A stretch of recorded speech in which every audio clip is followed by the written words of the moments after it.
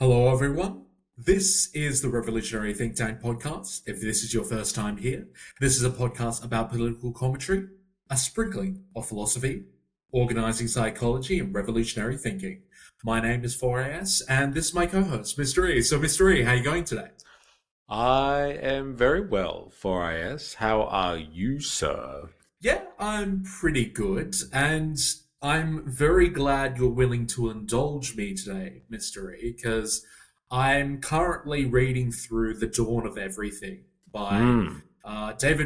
Wengrow and David Graeber, and Hmm. it's a fascinating read. It is. And I thought, hey, uh, why not cover it today on today's Hmm. episode? Hmm. Because the the long and short of it is that it's a very revolutionary book. Like you look on the front and like what?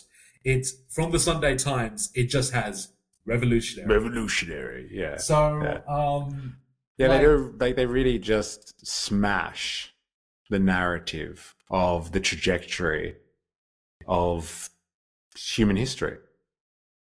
well, yes, and I guess since we're gonna dive right into it, like we might as well do it because, as you say, the book is quite revolutionary because it deliberately sets out to challenge the preconceptions of how we've based society, Hmm. and well, he goes pretty much in for the kill, like both anthropologists. Or actually, no, I think one of them's an archaeologist and the other's an anthropologist. Yeah. Yeah, Yeah. David Wengrove's the archaeologist and David Hmm. Graeber's the anthropologist.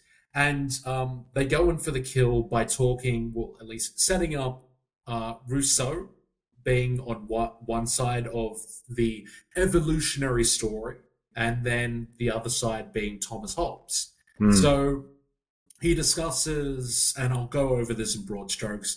He discusses how Rousseau talks about the noble savage, or as he kind of later says in the book, setting up the theory of the stupid savage, Hmm. where we started off in primitive and equal societies, and suddenly after that stage of evolution, we moved on to the agricultural age, and then we moved on to industrialization. And as we go along from that more simpler time, like in a kind of Garden of Eden sort of way, when we took on the original sin or uh, original sin leading to technological advancements, things got equally more unequal, more hierarchical, and that explains why things are so unequal nowadays. Because Hmm. that they painstakingly go into the beginning of the book how Rousseau, the reason why his discourse, is there to begin with, is that it's a submitted essay about inequality that they were kind of discussing in the 17th century. Around the time he submitted his essay, he submitted it Hmm. to a competition, and Yes. and then Yes. we have the other side of the spectrum Hmm. where Rousseau's kind of the positive end of that story, whereas Yeah. Thomas Hobbes in Leviathan is the negative aspect of that story. And Hmm. as far as he's concerned, he kind of flips it on his head, where in the state of nature, it was beast against beast, man against man, and everything was complete chaos. And Hmm. then again, as societies progressed, um, we eventually signed a social contract and we submitted ourselves to hierarchy and technology. And it, it is through the establishment of society that we get to our unequal society. Hmm. So one of them was, hey, we started positively where we blissfully existed in small bands and then things became equal, whereas Hobbes is like, no, things were shit back in the beginning, and Yeah. it's through us submitting to the state and submitting to the social contract that we get where we are. And Hmm. then what happens is this is all happening in the 17th century, and they bring in the French emissaries or the missionaries that went to the Americas, Mm. and how around the 17th century, the reason why Rousseau handed in that paper into the competition is because there were very famous journals that were coming out of the Americas where um, they, like, not only were the journals talking about how strange and how different the Americas, like the Wendat, the all the different like mobs that were there, but also like concurrently, there was the indigenous critique, where you actually had the Wendats or any of the other tribes that were in the Americas, and they were like, "Hey, French people, we're noticing how you kind of structure yourself in our society. We notice that you don't have as much freedom as we do." And, the whole point of the missionaries being there is they were like, oh, hey, how great is our way of society and our way of living? You should adopt us. They're And there to convert. they were there to They're convert. there to convert. And I just wanted to highlight what you Yeah, said just quickly, yeah, because I think it's an important concept that like you can brush over really fast because you have been mulling this over, but to the average listener of the podcast right there, there's like, hold on, 4IS. okay. What is this indigenous critique that you speak of? Because until you read the work of David and David here, like this is a very alien concept in Western thought.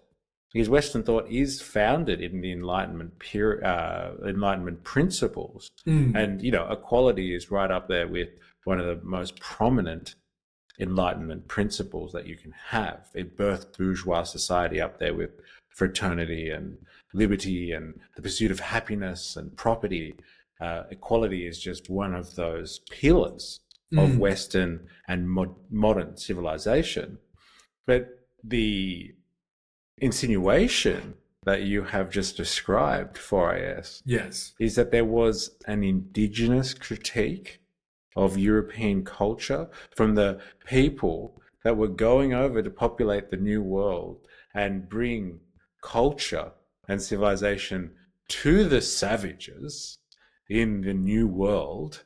And are you insinuating that the conversion attempts failed, and they actually not only failed, but they encountered a critique of Western civilization that was incorporated into the conversation back home? Yes, actually, no. I'm glad you kind of brought me back there, because I was kind of going through the Because that's concepts like a freight revolutionary. train. That's Yeah, no, revolutionary. it is, because I should go back to Rousseau's way of looking at things, because it kind of feeds, like, it kind of does like a feedback loop where it still ends up doing what the French, or at least the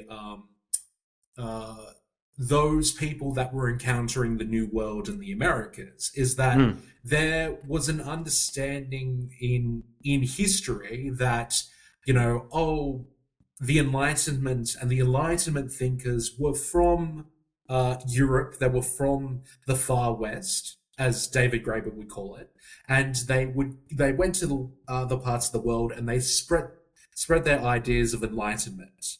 But one of the very first things David and David stamp out is that, well, it seems,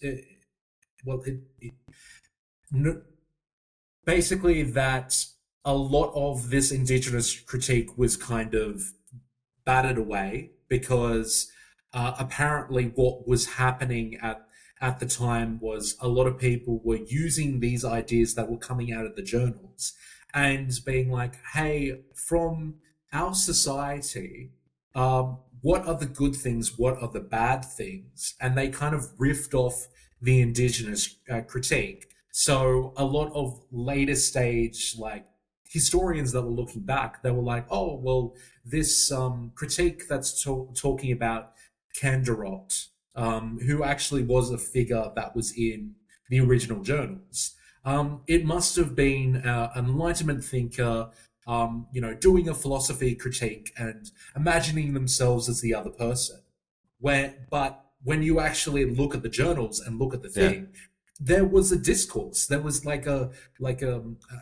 Socratic discourse where you had Between the European and their and counterpart yeah, in and the the Americas. indigenous Yeah. counterparts, Yeah. because apparently Kendrot, this guy I referred to before from the Wendat Nation, he was an incredible orator and And you know debater.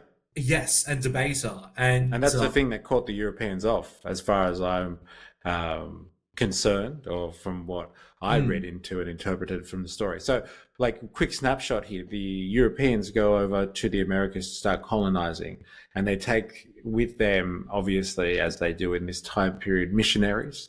And mm, religious folk to convert the local populations to see the light of the Lord, as you do, as you know, the dominant culture, I guess. You spread your culture and your civilization, and you do that through religious means.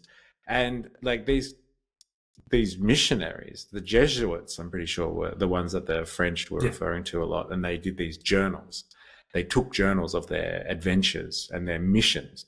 And the evidence that came home, the writings that came home, were basically they were confronted with these very well reasoned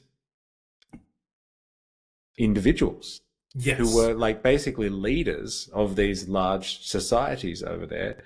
They weren't built in the same way, they weren't structured in the same way as European societies. However, because of their relative autonomy, and I know that they don't like using this word, David and David, but like let's just use a word that people are familiar with, their relative egalitarianism, yes, they were well developed thinkers, these Indigenous people, because they did consider the fact that they were autonomous, and this led to the satisfaction that they had with their lifestyle. And when they saw these Europeans coming off ships like mm, rats in a box and then living in these rather squalid encampments, these fortresses, out of touch with their surrounding context, and like with stark divisions between those who ruled and took all the wealth and claimed everything in their name for their own private interest, while there was all these other people that basically did all the work and slaved and died. The indigenous populations turned around to these Europeans, especially these missionaries who were trying to convert them, and said, "We are watching you. We can mm, see how you guys live. And like there is a significant section of your population here that are absolutely treated like dirt by the upper classes. And like you're describing your cities and these glorious places that you come from that are ranked with poverty and misery. We don't have any of that. And so why the hell would we want to convert ourselves to your way of life and mm. live in poverty and misery as well? We'll take our way of life. Thank you very much." And the Europeans were absolutely stunned in the first instance. They didn't know how to handle it. Yes, and I'm glad you brought up that David and David don't like the notion of equality in that context, because it's actually it removes itself from the indigenous critique. So, like, for example, let's go back to what I was referring to before with Rousseau and also Hobbes. That eventually became a massive talking point within the 17th century is the story that the Europeans took away and eventually turned into the Enlightenment ideas that we kind of know of. It's like those sort of ideas are very convenient to what was going on in the far west, because you could very easily explain in an abstraction, and you know how I feel about abstractions mystery, that you can be like, we started here in an undisclosed early ice age past, that we were living in little war bands and we were nice and free, and then suddenly we're in a hierarchical space where you have the divine right of kings, and you lead to industrialization with the divine right of capital, and you can explain away why things are unequal. But the actual critique that the indigenous people were talking about is not about inequality or equality, it was about freedom. They were looking at Mm. the people living in squalor, the people slaving away whilst, their captains or the admirals were sitting having a glass of port, being like, "Oh, isn't it great to have land?" And Oh, being it's too hot today. yeah, but like basically that seeing that, and the Wendat nation or any of the other nations were basically going like, why would I want to exist in that? Because that challenges my freedom. And I Mm. wouldn't. And if you want, you have to convince me in wanting to take on your views, and you've done absolutely nothing to Yeah. convince me that that's a good way of life, Yeah. because it deprives me of my freedom. Yes.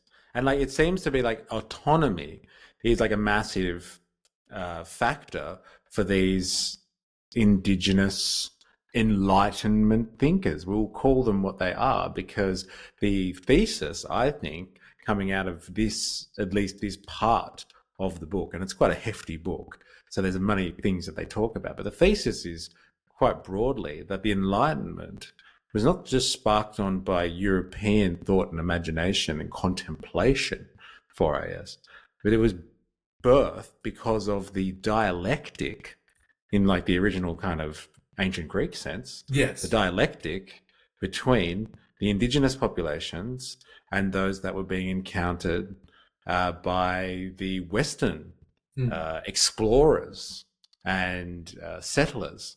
And then like they were sending these messages home, and that, as you were describing before, that dialogue was being disclosed to the populations back at home.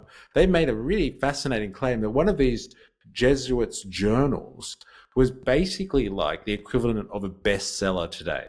If you were bourgeois in the 1600s, Mm. like you basically had a copy of this Jesuits' journals in your personal library at home. Yes, I know, but I And like think everyone was reading that and like discussing it at like dinner parties and stuff like that. yeah. Like, if I remember the story correctly, this guy, his name does escape me, but this guy who was best friends with that Kenderat Mm. character, um, interesting enough, the Kenderat character, he ended up being the emissary or the spokesman for the Wendat tribe that actually went to France. So, like, he was like a well-traveled, well-learned person. But Yeah, it like makes you the think about the Pocahontas story, doesn't it? yeah, I know, right? Doesn't it? Like, Yeah.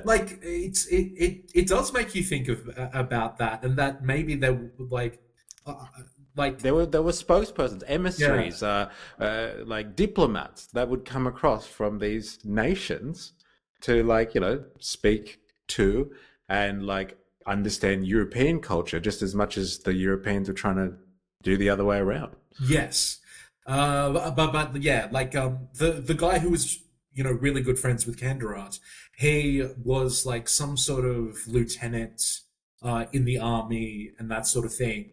He kind of had a falling out with his admiral, and then he was exiled from France. And in his exile, he was like, "Oh, I'm penniless. I don't know what to do. Look, I've got these journals. Let me just, compile them together, um, put them to a publisher, and see what happens." And it just so happened, on his last penny, he puts these journals together, and they become instantly a bestseller. And as you say, they become a household, like a staple in the household for any kind of enlightened figure, that we forward ourselves to the Rousseau critique on inequality, that it it was these journals that kind of sparks that conversation, and then the French and therefore the Europeans kind of uh, enveloped that indigenous critique in order to speak about, wait, how can we reconcile in a thesis, antithesis, synthesis way of our way of doing things and the indigenous way of doing things. And that's how they ended up to the synthesis of, oh, there's equality and inequality. But that those ideas, you don't get to that point if it wasn't for the indigenous critique. Critique. Yes. Yeah. It was like earth shattering when I was reading this, because like that is not the understanding that you get. You really do have this view from European history and studies, especially when if you're acquainted with the Enlightenment thinking, that it was like kind of coffee houses and banter between Westerners that developed the ideas of liberty, equality, and fraternity or something like that. But it's actually discourse with a new culture that has basically new ideas or a new outlook that has helped birth this. And like the most, I think, beautiful part of the indigenous critique is like they were quite staunch in their own ideals and their own understanding of what they think are strong values. And I think David go to great lengths and pains when they're speaking about like how modern society is structured and what people consider to be a wealthy society, let's say, and a society that's based on a form of equality or egalitarianism is actually based on what the society values, which is quite an interesting concept. So in a capitalistic society, one based on exchange relations and the accumulation of wealth, Yeah. which leads to power, then equality, or how the measure of how egalitarian a society is, how you equitably distribute monetary wealth or some other form of wealth that comes about, like maybe your income or something like that, or your assets, how you equitably distribute that amongst the society. However, if you live in a society that values religion and piety higher than any other value, then how equal that society is will be based on whether or not there's a high priest class or a class of priests, or if there is no class of priests and high priests or structure of that nature and everyone's equally close to God, then that is a highly egalitarian society by that measure. And so for these people, they were describing themselves, as you said, not in terms of equality, but in terms of freedom and autonomy. And like one thing that really caught out the Europeans, and this was something else that came out of the indigenous critique, which was pretty funny too, is you have a whole bunch of dudes rocking up on a ship together, and like these American Indians are just like, where's the women, yo? Like kind of thing. and like they're just like, oh, we're exploring at this stage. We're not colonizing yet. We don't bring the ladies with us. They've got duties back at home. Like there's a separation there. And like the women, by Western standards, in these indigenous communities were extremely autonomous. And like, if they wanted to do something like choose to form a relationship with a man, or have children with a man, or enter into some type of social function or ritual or requirement, it was at their own behest. So like there might have been the usual family pressures like everybody gets, let's be honest. There's nothing like a bit of pressure from your parents or your cousins or something like that, but like they were free to choose. And that was a very alien concept. And so like this discourse on what freedom really is, and the idea of being autonomous and not being bound by class relations or something like that, was huge discussion. And so like it's easy to see, I think, how you could have someone like Rousseau come up with the concept of the noble savage in light of the poverty and the misery that was being experienced in continental Europe at the time. Like it's very easy to come up with like this. I think you described it before as this Garden of Eden-esque style story almost, that pins them up in this glorious light. And like people have come after Rousseau and kind of critiqued this and just been like, it's a bit much. It's actually a bit elitist from a European perspective to think that, like, everybody that lived in indigenous communities was somehow like kind of living in this oasis. They struggled a lot too. And it's just like this, yeah, very elitist European thinking. And, we can Yeah. all fall prey. And I think people retrospectively after the Enlightenment, without the context of the indigenous critique, are able to be like, oh yeah, Rousseau was just being idealistic and like a little bit patronizing, because like he just saw these people living close to nature as like somehow just living in some sanctuary or paradise. But like life was a little bit more real than that. Rousseau, it's not just a pretty picture kind of thing. But Yes. like that's not what he was going on about at all. He was looking at the stark difference between the poverty and misery in European culture at the time, which was heavily divided class structure, where like in France especially, like this is the time before the French Revolution, where you have like the upper classes, so the first and the second estate, really squeezing the people, squeezing them hard, like and taxing them and working them into the ground. And then you have like these savages, as the Europeans would have called them, over there with like levels of autonomy that like no one would have thought possible Well, in yeah, Europe. but I think that's the reason why David and David in the book, they kind of bring it back where it's like, yes, everyone knows the noble savage critique, but we're going to take it one step further and say that we think Rousseau's critique is saying that they're the stupid savage, and the reason for that is, and you brought up a point that I think we should probably emphasize as well, is that whether it is Thomas Hobbes or whether it is Rousseau, um, they kind of infantilize citizens within a society at some point. Like for Rousseau, where he kind of infantilizes things is the noble slash stupid savage. Like him just saying, oh, we kind of dance in the Garden of Eden, going tra la la la la, like in little bands, and without really like he doesn't really say like, oh, how they were equal, like what sort of structures that they have viewed, like why they were equal and all of that. And then suddenly we have the agricultural technology and then the industrial technology, and suddenly everything's equal. Like Yeah. there's a lot of presuppositions to that idea of why things are equal.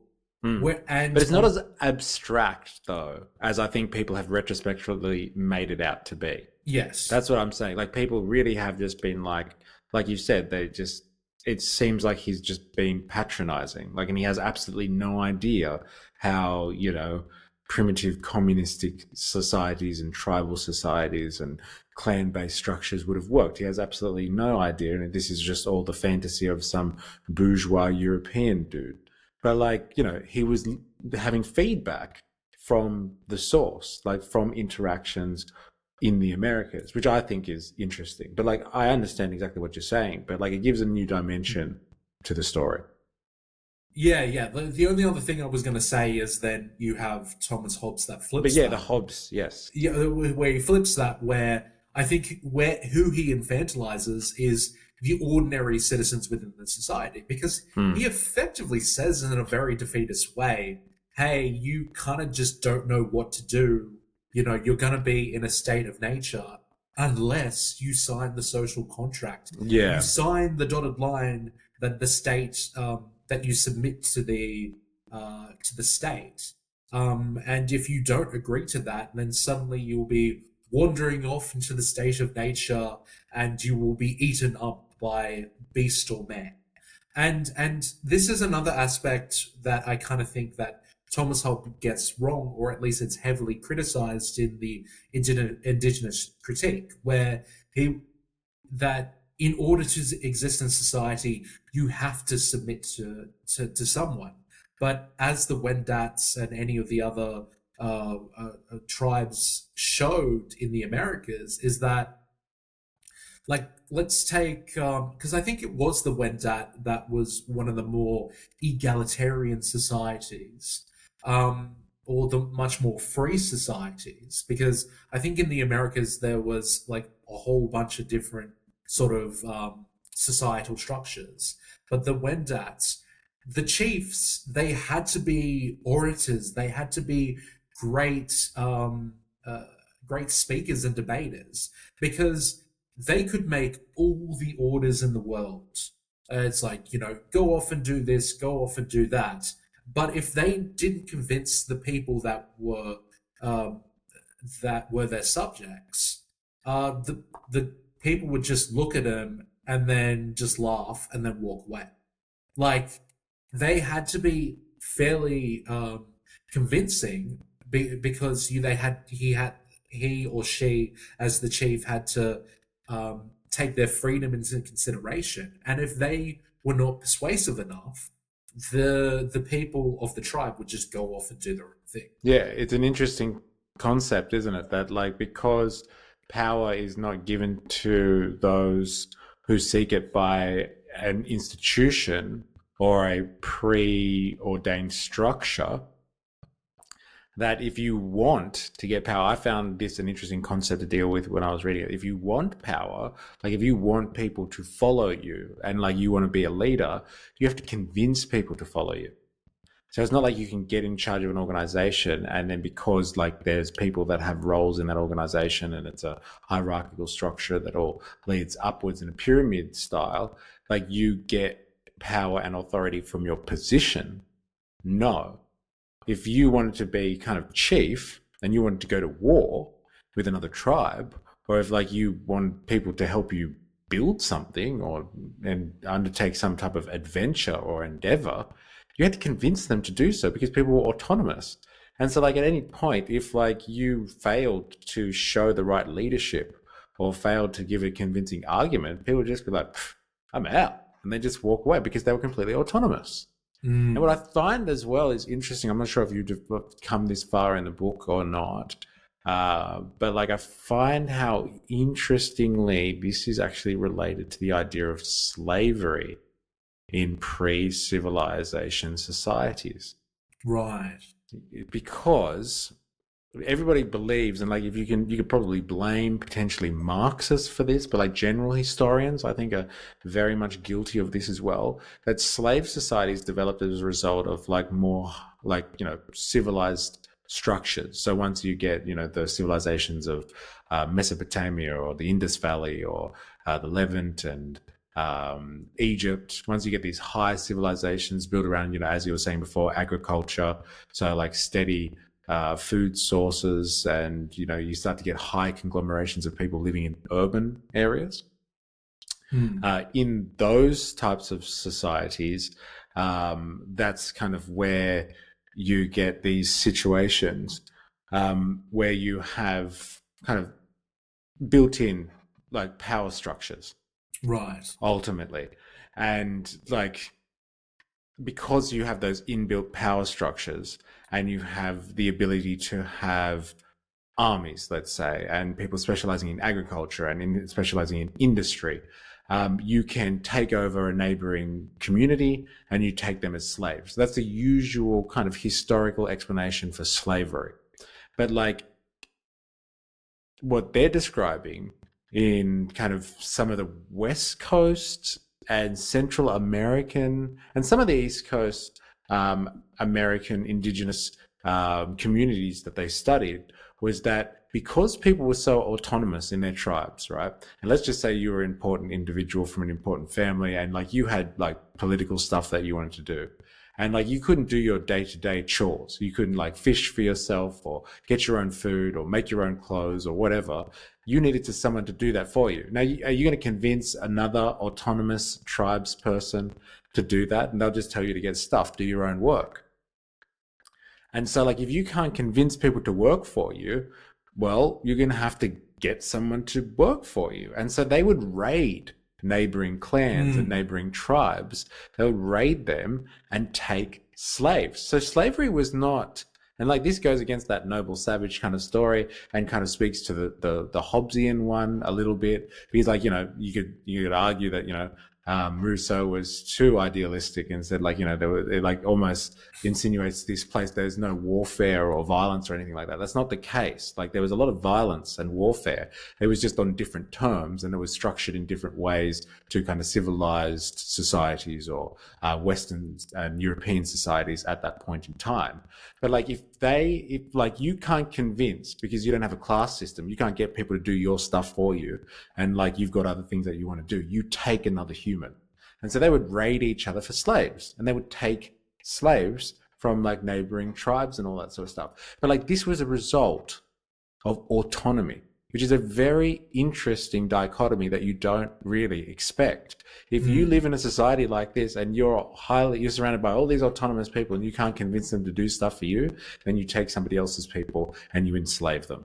And so like, this was not a formalized structure like in the Roman Empire though, or in the Greek city-states.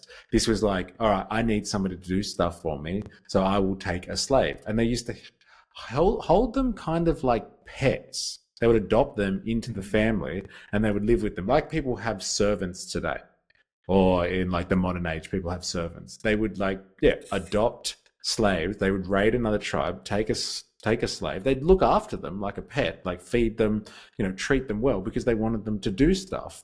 But like, they were kept because they were kind of outside of the tribe, or outside of that clan. They were kept, like I said, like kind of as domesticated animals. They were looked after, like I said, well respected, but like, they were there to do chores. So other people could free up, autonomous individuals could be freed up to do their own work, their own social functions and all that sort of stuff. So it's interesting how in these societies, in these indigenous social formations, that autonomy breeds its antithesis, which is slavery. And like, they described it very interestingly. One of the communities they talk about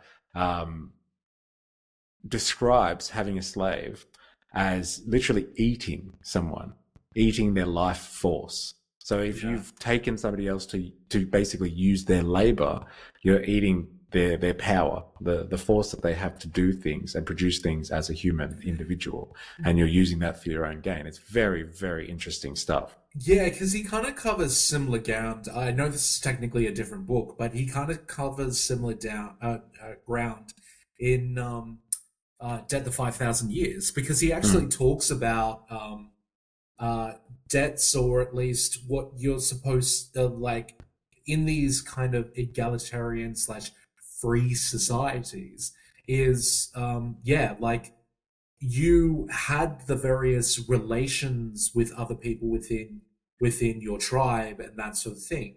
But if you wanted um, someone that were like, that you weren't seen as equal, the best way to do that was to take somebody out of their context. And as soon as and the way to do that is to raid another tribe and steal their women, or that sort of thing, in order to get what you want. Because as soon as you remove somebody from their context, suddenly they're not equal, or they don't have a place where they can create debt within society, and that sort of thing. And I can't remember who it was. It was I do remember one of the stories he goes in is about, it's almost like a zombie story where somebody gets a debt within their culture, and if they didn't pay it back, it's almost as if like their wife or someone would rise from the grave and then eat them if they didn't pay it back. It was like this very graphic story, but he kind of covers similar ground in the Dead the First 5,000 Years. That's what I'm getting at. Yeah, yeah. But it's a very interesting idea, because they're playing a lot with the idea of equality. They're playing a lot with the idea of freedom and autonomy, and like what those things actually mean, and like what do they mean to Westerners now as a result of the Enlightenment, and an Enlightenment based on an indigenous critique of Western civilization. So like it's just like from that point of view, it really does just bring a sledgehammer to the discussion of the Enlightenment, because the Enlightenment is what has birthed modernity, basically.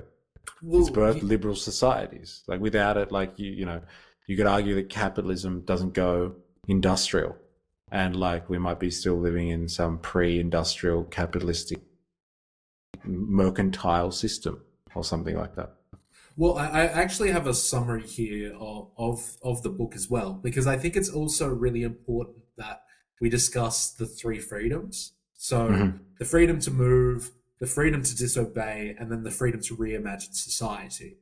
Mm. So in the summary, it kind of goes over, like, of course, first, the freedom to move. So mobility had long been a cornerstone of human social organization. In foraging societies, such as the Hadza or the Tanzania, or the Inuit of the Arctic, movement is not only ecological, following food sources, but also political. It allows individuals and groups to exit coercive or dysfunctional social arrangements. Among many indigenous North American groups, if a leader became overbearing, people could simply leave and join another band. This exit option served as a powerful deterrent against the consolidation of power. Can It I ref- can I just stop you there? yeah, You know what's really interesting about that yeah, is that like we've been going over in the live streams recently the idea of the Dark Enlightenment, and one of the core principles of the Dark Enlightenment is exit. Is yes, this idea that like if you don't like what's going on in the society, then you just leave it and form your own. It's part of the idea behind the network state as well. It's just like if you're unhappy with society and you're a big rich tech bro capitalist, then just create your own society and get the hell out of this one. Exit. yeah, It's an enlightenment principle, and it's a tool of the Dark Enlightenment. And so like yeah, because you have two choices. You have voice and exit. Voice is like you stay and you challenge the political system and use your voice and try and fight, mm. or exit, you get the hell out of there. It's interesting. Sorry. No, no, no. All I was going to say is I'll continue the quote. It reflects what anthropologist James C. Scott calls the art of not being governed. The freedom undermines the assumption that early humans were bound to their communities or leaders.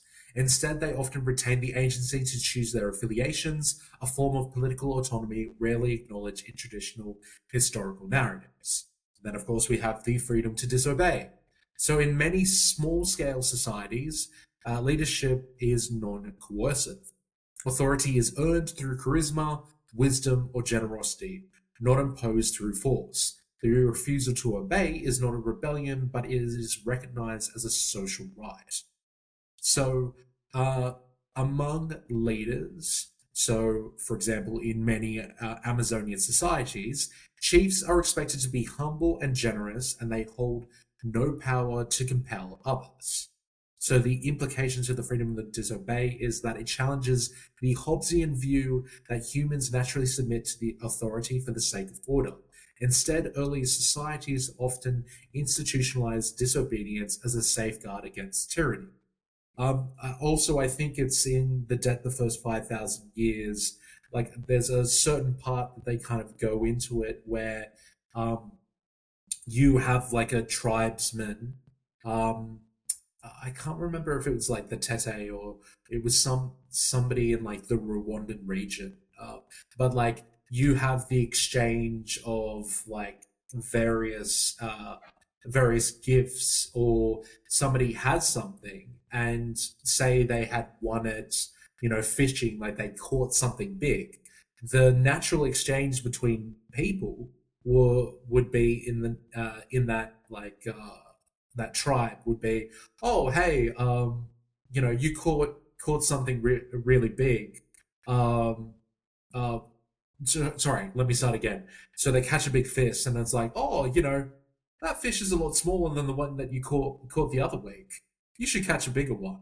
Like there was like almost an institutionalized like negging within the tribe and everything, just so somebody doesn't get too big ahead, Yeah, and yeah. then try to control others. So Yes. there's I can't remember exactly the tribe, but there was like almost a cultural understanding to neg other people, so Yeah. they don't enforce themselves on other people. Yeah. Yeah. And then we have the freedom to reimagine society. So human, It's a revolutionary one for us. yes, indeed. So human societies are not a static. Archaeological and ethnographic evidence shows that people have experimented with radical different social forms, sometimes within the same generation or even seasonal. In the Great Lakes region of North America, some indigenous groups alternated between hierarchical and egalitarian structures depending on the time of year. Some archaeological sites in the Kalahuyak in Anatolia show a complex urban life without clear signs of centralized authority or social stratification. The freedom reveals that social innovation is a deep human capacity. The people have long debated, imagined, and enacted alternative ways of living, far from being passive recipients of historical forces. So endeth the summary.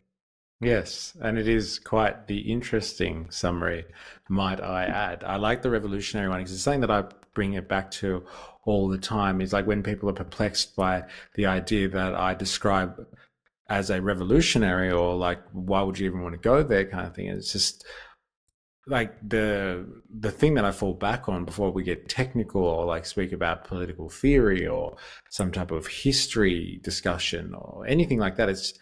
It's we are social beings, humans, and I think what separates us from other creatures that are also social is that they may not have the ability to actually change their social organization. Like you could definitely say that for ants. They are biologically set to have a specific social structure and they cannot alter that unless it's through, millions of years of evolution or something. Now, when it comes to, I don't know, chimpanzees, they have complex social structures. However, like they pretty much remain the same in terms of their organization. Mm. Humans, though, like, you could pick a new form of organizing your society every day of the week if you wanted to, horses for courses kind of thing. And I think it is very limiting of us as humans to think that, like, this way that we live in the modern world now, especially based on a system of capitalism, is the only way it's ever going to be in terms of like from now into the future. And it is like incredibly interesting the impact of living like this on our psyche when Mm. people just assume this is how we've always lived in one way or another. Like humans have always used money to kind of organize themselves Yeah. and buy things, and like this style of thinking is just simply a form of indoctrination. And I'm not saying that people should be reprimanded for it, but like if people don't have the imagination to see that humans could organize themselves differently in the way that we live now, they're absolutely kidding themselves. And that's like a really important takeaway from this book as well, is that humans by nature are social, but that means they get to choose how they relate to one another. That's a really important factor that, like, I just don't think people grasp at all. Like when I say that to some people, they're just like, whoa, I've never heard anyone articulate that before. Like, that's a really good point. But then it's like always fall back. It's like, yeah, but life is too complex. Like, how are you really going to manage changing society kind of thing? And then like, that's a whole nother conversation. But like, I don't think people have even thought of the idea that humans actually get to choose how Yes. they structure their social relations. Like that's a thing, and you Yes, can do but that. you used a very important concept, which, yeah, it's like which always frustrates me with the whole. Well, there's the two sides of the same coin argument. Oh, but that's how we've always done things, or Mm. like that's how things are done now. There's no possible way that you could change things because that's basically both sides of the same coin. The reason why I always find it so frustrating is that we know that the foundation of humanity is that one word, say it with me, people, imagination. Hmm. So if you admit that you can imagine different ways of being, different ways of relating to people, Hmm. then you have to admit, and especially I find that funny when, people have been so used to science fiction concepts, whether it's Yeah. in Marvel and whether it's in that, where it's like, whoa, there's there's the string theory, or there's infinite possibilities out there, blah blah blah blah. And then they go off and rattle off that two sides of the same coin argument. Yeah. Yeah. Like you can concept the idea that there could be infinite universes and infinite possibilities. Why can't you use that same imagination to think of society other than in a hierarchical, the divine right of capital way? Yeah, yeah, yeah. And like I said, I think that's a form of indoctrination because like as a Marxian analysis would suggest, that's a form of indoctrination that comes from the mode of production. And so like capitalism's intent is to make sure it continues to reproduce itself. And so all the ideology that is really predominant in the capitalist mode of production reinforces it. And so like people truly and honestly believe that like not only is this the only way to organize society, it is the only manageable way. If there are alternatives, this is the only manageable way. Because like, advanced industrial society is very complex. It's got like, infinite social relations. And so like how else would you organize anything but through a system of profit and like exchange and monetary circulation? Like how else would you be able to get people to exchange goods and services and do all the things that like we need? And they're so married to that idea that they can't see that like the answer is staring them in the face. It's because they do live in an advanced society now, and we have the technological means to provide all of the things that we need without actually having to structure society in a very complicated way. But that's a whole another conversation. But like the other part of that indoctrination is, as I alluded to before, and how you've picked up on, is because we are so used to living in an exchange society where the only way that I can get my food is going to a shop to buy it, or the only way that I can get my shelter needs met or my educational needs met is on the market. People think, oh, well, like humans have always done that. They've always had some type of money or barter, and every time they've needed something, they've traded for it. There's never been any other way of social existence, and that's just wrong. But that's what happens when you live for a long time in a very particular social structure and a social order. You have absolutely zero way of seeing like anything past that. Like if you talk to people about like how people lived in the feudal ages or how people lived in like ancient societies or anything like that, they just assumed that there was money around everywhere, and when people needed stuff, they bought it.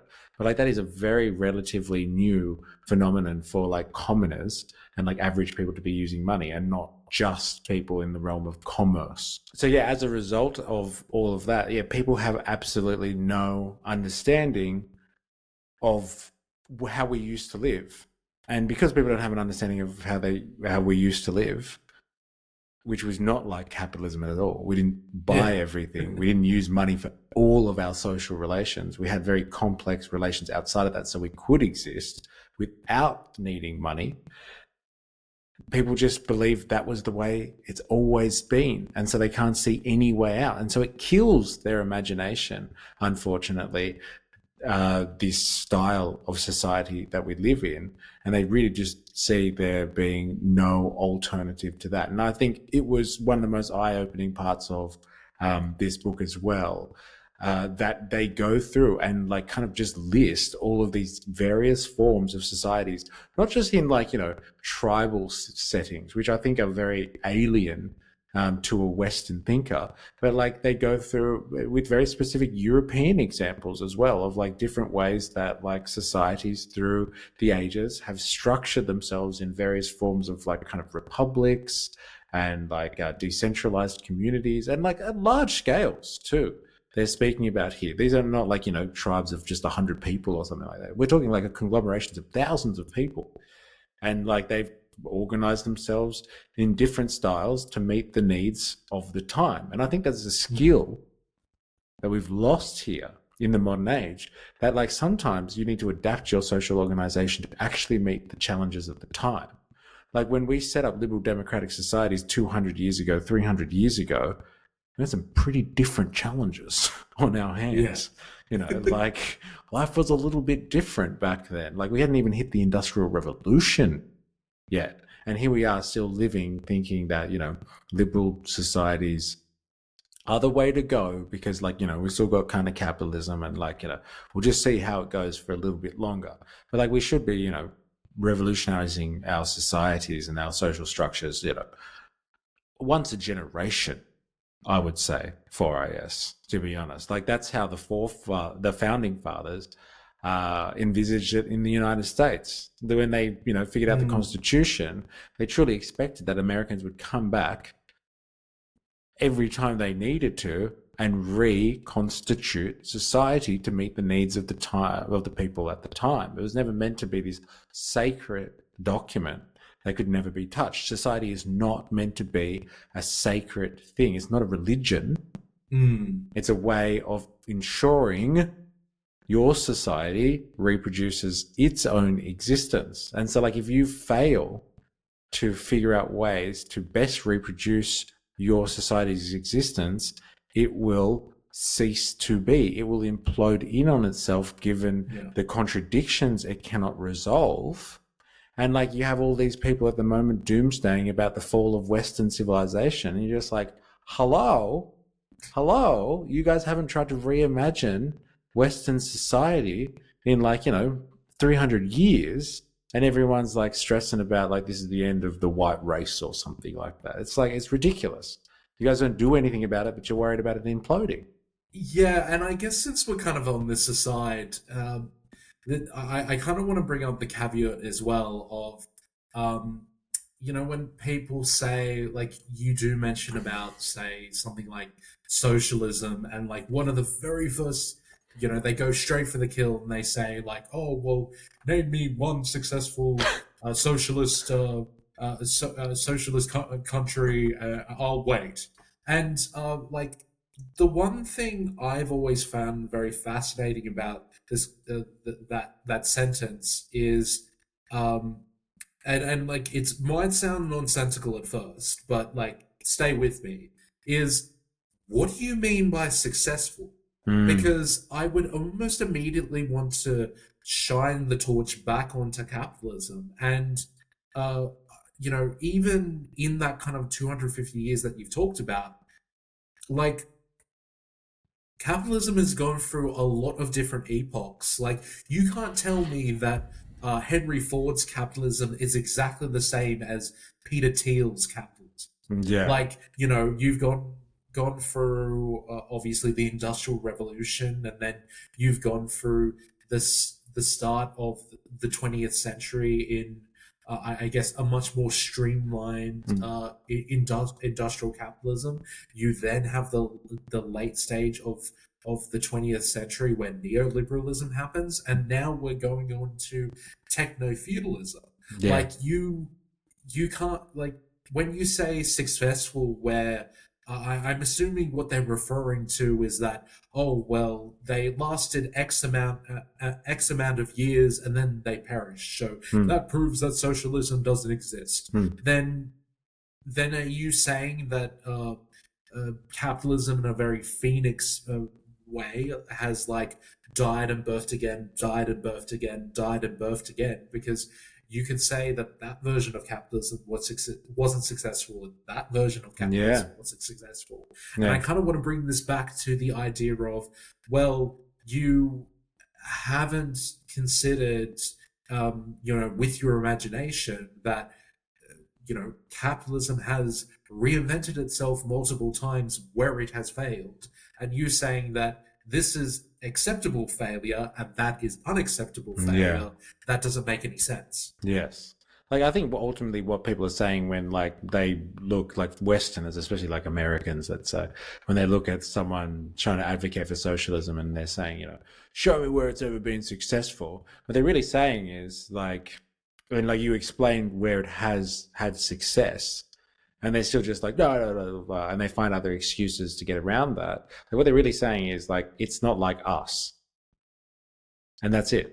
Like, if it's not exactly our society, then it's not a successful society. And that is exactly the same type of European sentiment that was being transferred across the Atlantic when they were trying to populate the Americas. They were going over there with their advanced technology and their colonizing ethic and their missionaries, and they were going to go convert the local populations to see the light Mm. because they were like, you're not successful because you're not like us. Yeah. And like, it was really confronting when they had these well-spoken and reasoned, enlightened individuals, heads of their communities that believed in values like autonomy and respect, and were just like, actually, we're actually quite well adjusted over here. How are you feeling, Mr. European? And they're just like, oh, well, actually, uh, I don't like how I'm treated. And they're just like, come and live with us for a little bit. Because that was the other thing that they talked about was like all Yes. these people that were just kind of like, oh, holy shit. Look how awesome these indigenous people have got it. Fuck the colony. And they're just like, they basically, they take off into the wilderness and go and Yes. I'm live so with the glad. locals. Yeah, I'm so glad you brought this up because also a major part of the indigenous critique was, hi guys. So a lot of your colonizers or your settlers has actually defected to us, and it actually hasn't happened the other way around. Yeah. So So, I, I think we're the good guys here. So thanks. We're gonna keep on doing what we're doing. yeah, yeah, pretty much. It's a very interesting uh, phenomenon that you really don't take into consideration. And like, I hear this one nicely when like people say, "Oh, communism never successful," kind of thing. And like, if you get into the specifics of what they mean by communism, like you get to like maybe the Soviet Union or something like that, and they're like, "Oh, people have always wanted to migrate to America, but no one ever wants to go to a communist country." And you're just like, hello, did you just pull that out of your ass, or did you actually look at the history of it? People did defect from America to the Soviet Union, and when the Soviet Union first revolutionized and started kicking off their culture, a lot of people were trying to move into the Soviet Union. So, like, Yeah, what is yeah. your point? If it's just like, oh, no one ever wants to get out. No one wants to go in. They just want to get out, kind of thing, because it's just like one big gulag. And you're just like, well, like, come on. Are you actually honestly looking at the historical record? Like, at what point in history are you talking about? Just before the fall of the Berlin Wall, or at the beginning when they were really, going off and creating a new and exciting society? Which is what we're fundamentally talking about here at the moment for AS. When people sit down and try and reimagine society for the benefit of the people in that society, as opposed to some, you know, capitalist class or ruling elite or something like that. Yes, but then again, it goes back to the imagination aspect of this. Is that well, you've got to question the vagueness of the claim because either it's one of two things: either they're ignorant of the fact that you just brought up, Mm. that do they know their history as much as they think they do, or that they're deliberately lying. They're deliberately keeping things vague so you can't call them out on their Yeah, shit. yeah. Um, but uh, but yeah, like it kind of goes back to the original point: imagination. Imagination. Imagination. Very good. And you know what? With that, that's probably a good way to bookend thing to think about imagination. And of course, we lead to our very last segment. What's that synthwave art? So, what do you think it is, Mr. Ogi? Well, look, the person in the frame there looks indigenous. So I'm assuming that it is an indigenous person looking out over a great landscape and mulling over notions of equality and freedom. That's what I'm going with. You know what? You're actually pretty close. Oh, really? Uh, the where David Graeber and David Wengrow discuss the dawn of everything, where the indigenous critique talks about enlightenment, enlightenment, equality, and freedom. So close. So close. It's the closest I've ever been. And we've No, been doing but this for like 2 years now. but like obviously you can see where the dawn is. Yeah. It's, Of course. I see. I see what you did there. But like, yeah, I have the indigenous critique in there, so it's like, I'll throw in somebody from who's vaguely indigenous looking. Yeah. Okay, and with that, thank you everyone for tuning in, and please share, and subscribe. And to sign us out, I'll give it to you, Mystery. Thank you very much, 4AS, and to all of you out there, please remember, I am, you are, we are a mystery.